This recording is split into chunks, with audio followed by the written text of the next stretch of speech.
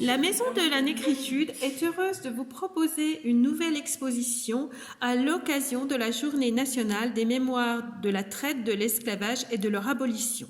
Elle reviendra sur le parcours de Victor Schœlcher, auteur du décret d'abolition de 1848.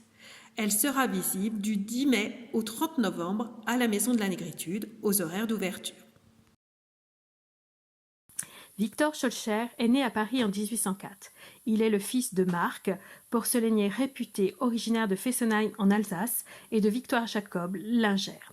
Avec ses deux frères, il mène l'enfance d'un jeune bourgeois. Il fréquente le lycée, d'où il est renvoyé à l'âge de 15 ans. Entre 15 et 25 ans, sa vie est une vie de fête. Ses parents décident de le responsabiliser en l'envoyant aux Antilles et aux Amériques pour trouver des débouchés pour la porcelaine familiale. Ce voyage changera sa vie. Un de ses amis dira « Il était parti commis voyageur, il est revenu abolitionniste ». Si l'abolition de l'esclavage est l'un des grands combats de Victor Schœlcher, ce n'est pas le seul. Il est de tous les combats pour l'avancée des droits civiques et politiques. On le retrouve militant pour le droit des femmes, pour le droit des prisonniers politiques ou encore des droits de l'enfant. La Maison de la Négritude se propose jusqu'au 30 novembre de vous faire découvrir ses multiples combats.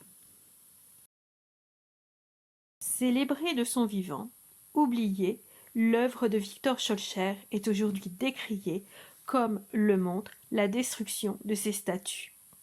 Ses détracteurs lui reprochent d'occulter le rôle des esclaves et des autres abolitionnistes.